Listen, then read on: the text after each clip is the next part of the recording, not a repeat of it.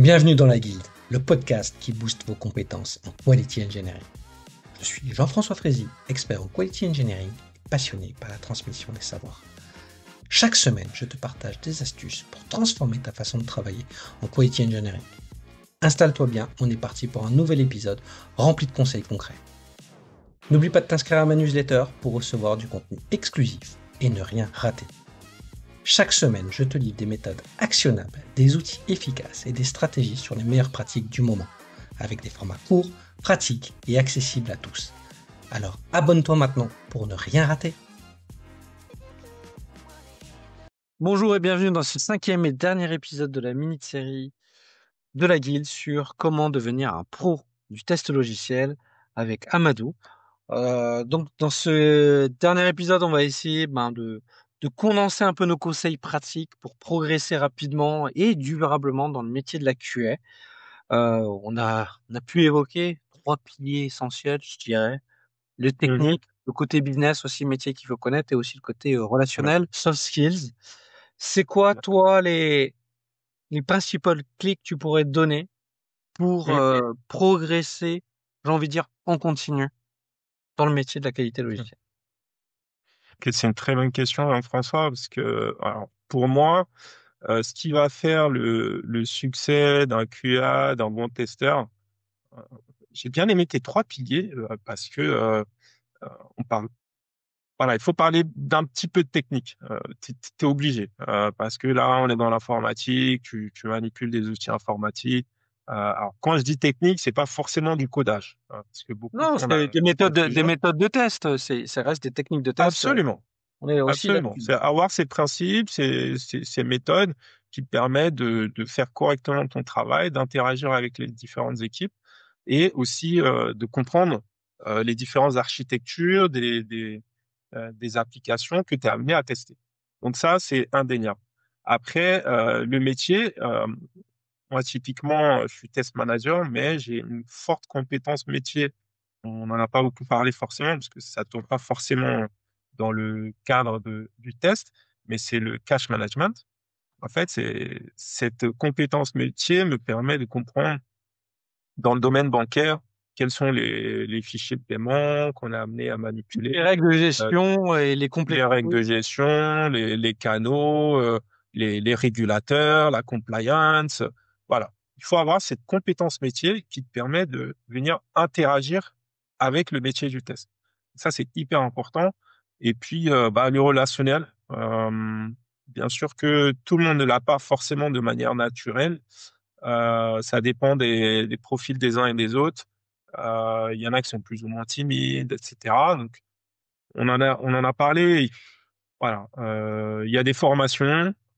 Jean-François, je crois que tu formes aussi les gens, t'accompagnes pour tout ce qui est soft skills. Il y a les bouquins, il y a les vidéos YouTube. Bien évidemment que la formation, ça fait pas tout, mais il faut aussi s'entraîner à interagir avec les gens. Un truc tout bête, en réunion, lever la main, poser une question, donner son avis et petit à petit capitaliser là-dessus. Ce que Pas mal. j'aime bien dire aussi, c'est le rôle de tous les différents managers ou leads qui pourraient nous Mhm. écouter. Ils ont une responsabilité. C'est-à-dire Oui. de dire à chaque personne de leur équipe, ils doivent les mettre un cadre où on dit, faut que vous nous fassiez des présentations, faut que vous nous rédigiez un document qui soit Mhm. compréhensible par tout le monde, des choses qui soient, qui aident à être un meilleur communicant, à faire du storytelling, à embarquer, Oui. à prendre la parole, que ce soit à l'oral ou à l'écrit. Il y en a, c'est plus Mhm. facile par l'écrit, donc il faut commencer par là. Il y en a, c'est plus facile par l'oral parce qu'ils C'est sont vrai. plus à l'aise, ils sont moins à l'aise à l'écrit. Il y a, les personnes sont différentes, mais je pense que le management, toutes les entreprises ont un rôle très important Oui. pour compter là-dedans. Et souvent, on se dit, les gens font bien les choses, mais on se dit pas comment on peut faire pour qu'ils soient encore meilleurs, notamment pour les soft skills. Et souvent, on Mhm. parle de formation technique, et ça, c'est des choses. Voilà, moi, j'ai essayé de faire quand j'étais Ouais. seul à mon compte, mais je Mhm. pense que c'est pas facile parce que ça implique du suivi en plus, de dégager du temps à la personne pour qu'il puisse le faire. Donc, j'ai pas dit que c'était facile, mais je dis que c'est Ouais. aussi un axe qu'il faut essayer d'encourager, voilà, Ouais. gentiment, mais Non, c'est sûrement. bien dit. J'aime bien. Faut encourager parce que ça apporte de la valeur à l'entreprise et tout le monde y gagne. Alors, une autre clé après que j'applique, hein, c'est cette notion de curiosité. Elle est centrale. Elle est centrale. Encore une fois, moi, je m'intéresse à plein de domaines différents. J'ai des amis qui sont développeurs .NET, d'autres qui font de la data science, d'autres qui font du SaaS, d'autres qui font enfin, voilà. Une fois qu'on a été à la fac, on a rencontré pas mal de gens, avec les amis des amis, donc on est amené à échanger sur pas mal de sujets. Mais c'est vrai que cette notion de curiosité, tu vois que ceux qui sont les plus curieux et qui cherchent à se mettre constamment à jour, en fait, ils ont des explosions assez fulgurantes dans leur domaine déjà parce qu'ils aiment ça. Et en fait, quelque chose que tu aimes, t'es amené à développer une curiosité naturelle, en fait. Et une fois que tu es là, en tout cas moi je le vois dans beaucoup de d'apprenants que j'accompagne, ou même certains collègues autour de moi, c'est un des facteurs clés de succès, très honnêtement. Voilà.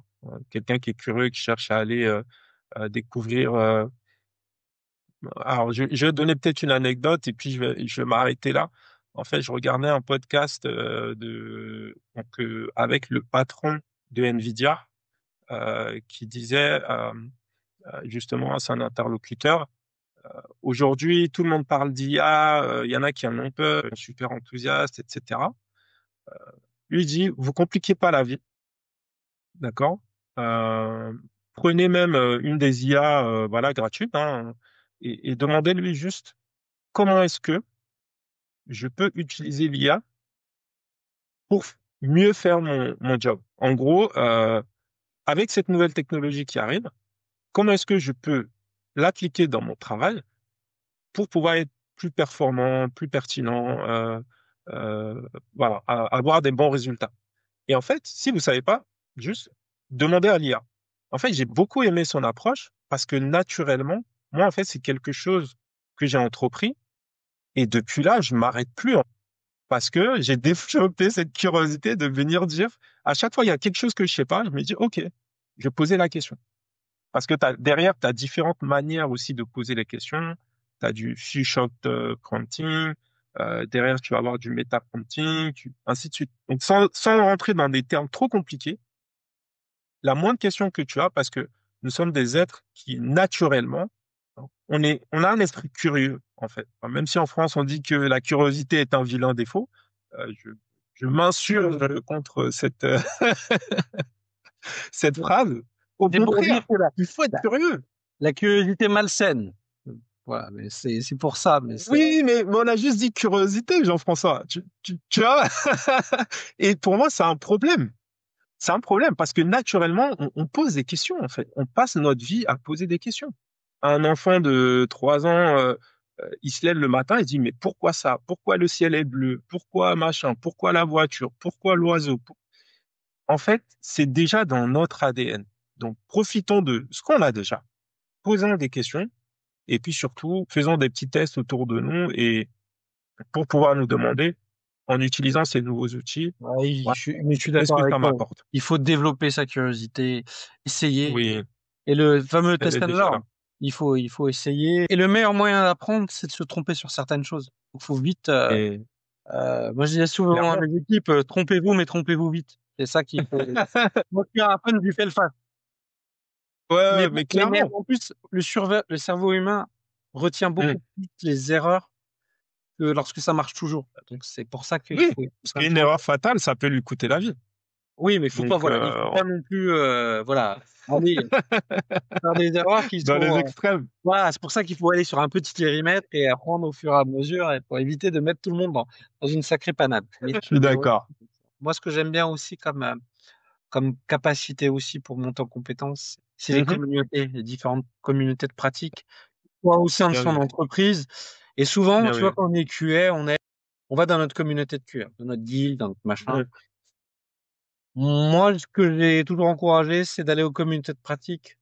Voilà, du Oui. DevOps, de l'agilité, du craft, autre chose. Parce que, une fois de plus, ça nous aide à sortir de notre zone de confiance et à comprendre aussi le métier des autres. Et une fois qu'on Mhm. sait parler leur langage, c'est plus facile de communiquer, tu vois, avec eux et d'avoir aussi une confiance sur notre capacité à travailler ensemble. Donc, faut pas croire qu'un développeur va naturellement avoir la curiosité de la QA, mais je pense Oui, que il faut essayer justement d'aller vers eux et qu'il y ait passation. Une fois de plus, je mets pas tous les développeurs dans le même panier.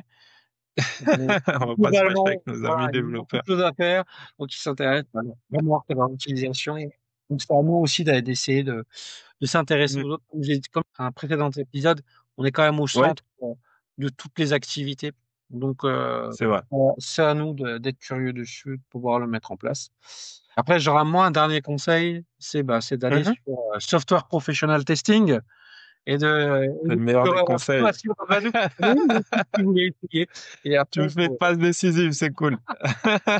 Je l'apprends. voilà, soyez curieux, formez-vous en continu, lisez des livres. Mm. Il y a plein de choses à faire, mais voilà, faut essayer de le faire en continu. Je pense, faut pas se dire, ah ça, je vais le faire dans 6 mois, dans un an. Faut se dire, quel temps j'alloue un Mm. petit peu par semaine pour faire de la veille. Voilà, Absolument. un flux La RSS, veille, un abonnement à Medium, je sais pas, peu importe. S'abonner à ma surtout que newsletter, il y a plein de choses qu'on peut faire. voilà, abonnez-vous à la newsletter de Jean-François. La Vraiment, mienne, c'est un travail de fond, de qualité. Vraiment, hein, moi, je suis abonné, donc je reçois par mail dès que la newsletter est sort. Je lis dans le train, dans le bus. J'écoute aussi. C'est vrai, bon, peut-être pas tous les podcasts, mais ces derniers, j'écoute. Voilà, parce que c'est toujours des sujets. On ressort de là en apprenant des choses. Moi, c'est ça que j'aime bien. oh, bah, D'ailleurs, merci si j'avais pour. juste un conseil à dire, voilà, c'est lisez, abonnez-vous aux newsletters de vos, j'en sais rien, youtubeurs, des gens de LinkedIn, ceux que vous préférez, parce que il y a des gens qui prennent le temps de décortiquer les sujets. Et d'ailleurs, bravo, hein, parce que moi, les newsletters, je me dis, ça demande une telle énergie que je sais pas comment tu fais, mais en tout cas, c'est chouette. C'est comme la formation continue, il faut bloquer les Mm. créneaux et essayer de les faire sauter le moins possible. C'est ça qui est le plus dur. Il y a toujours une urgence, Mm. et qu'elle soit personnelle ou professionnelle, donc il faut essayer de se bloquer les créneaux, mais pas Ok. forcément longtemps. On se dire une demi-heure, 1 heure, des fois 2 heures, ça dépend comment on peut Ouais. s'organiser. Donc, bon, bah, Ouais. c'est ma façon de faire. Peut-être que vous aurez d'autres Mhm. techniques. Il faut se trouver un moyen pour se bloquer des créneaux réguliers pour pouvoir avancer sur ces sujets-là. Nice.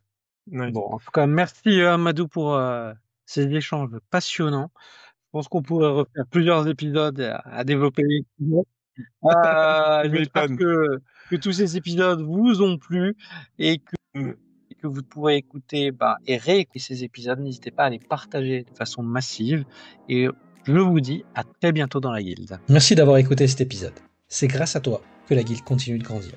Si tu as aimé, n'hésite pas à partager autour de toi et à laisser un avis 5 étoiles sur ta plateforme préférée. Je te donne rendez-vous au prochain épisode avec encore plus de conseils pour booster tes compétences.